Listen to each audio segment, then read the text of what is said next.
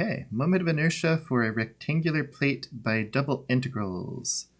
So we'll set up our x, y axes, we'll have z, and we'll set up the rectangular plate somewhere in here.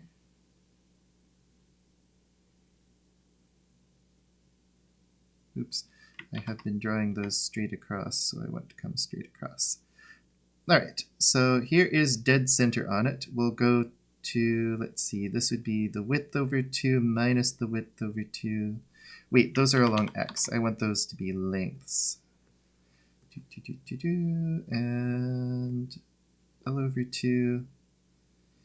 Then on here we'll have, this is minus W over 2 and W over 2, making it L long and W wide.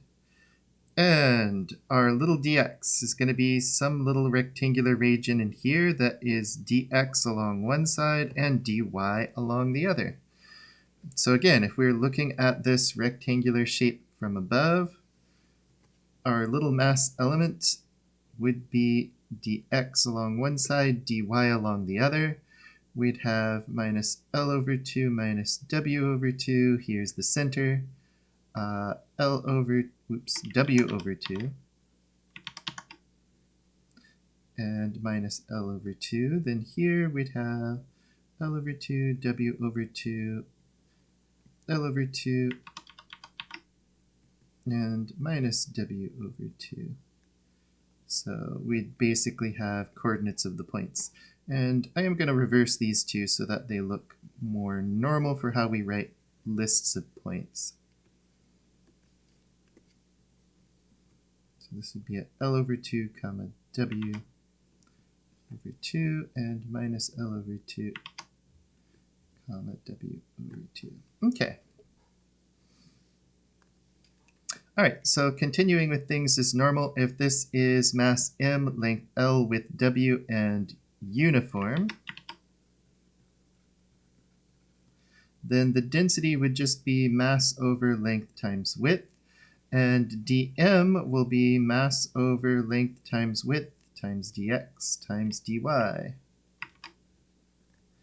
Okay, and this is completely going to be a separable one again. Alright, the distance from our center of rotation, rotating around z, will be r, which is the square root of x squared plus y squared. We'll have to move some distance along x and some other distance along y to get to that point.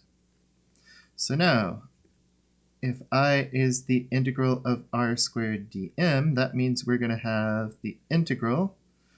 Let's see, x is on the inside, y on the outside, so we'll do from minus w over 2 to w over 2, integral minus L over 2 to L over 2 of x squared plus y squared m over length times width dx dy.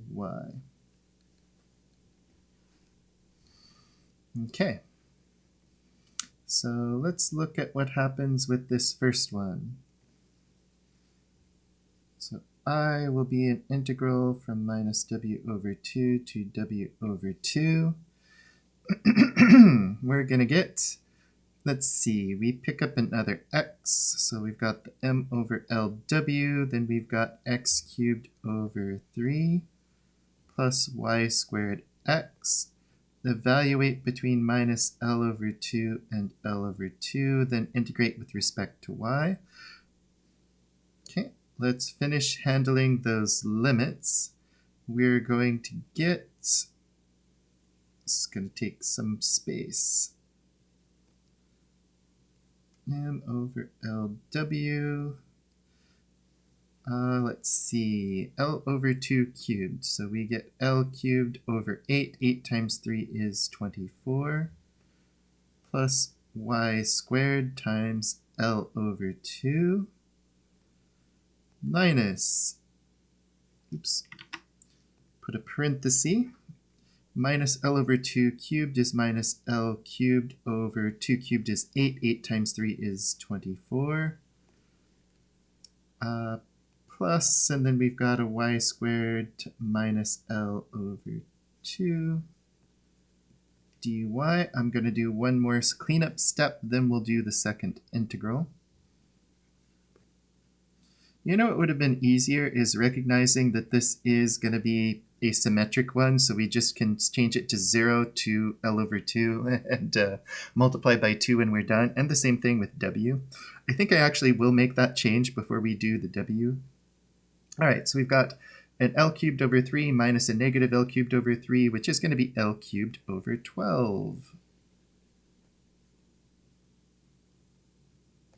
And then we have a y squared L over 2 and a minus y squared L over 2, which is going to double that up. We've got a y squared L coming in there. dy. All right, I am going to do that simplification. I'm also going to take the m over LW out in front to make things easier. So 0 to w over 2 of L cubed over 12 plus y squared L dy. All right, so 2m over LW. And now let's see. We're going to get L cubed y over 12 plus y cubed over 3L evaluated in our limits 0 to w over 2. 2m over LW, and then L cubed w over 24, because we'll have the 2 times the 12. That'll give us a w cubed L over 3 times 2 cubed is 24. And then we get nothing from the zeros, because each side is multiplied by a 0. All right, so let's see. We can take an w out. We'll have a w squared. We can take an L out. We'll have an L squared. We can take the 2, and this will be a 12 on the bottom both places. So that means the 12 can come out. So we'll have m over 12. What's left? L squared plus w squared. And you can see that is a lot easier, a lot easier than setting up what we did previously, where we had to worry about parallel axis theorem for rods and then adding up the rods. So how do you like that one? All right, the only other case I can really show is the Wesher, I think. Technically, we could do the sphere this way, but honestly, stacking disks is the fast way to do the sphere. So I'm not going to show the sphere using triple integrals in this case. I could show you how to do moment of inertia for a triangle, but it has variable limits, and I'm kind of encouraging the class to stay away from those unless you have the experience with double integrals, like if you have had that in your calculus class. All right, so I could show you the Wesher, but it's so similar to the disk, I don't think I'm going to record it. All right, that's going to be it. I'll see you in class.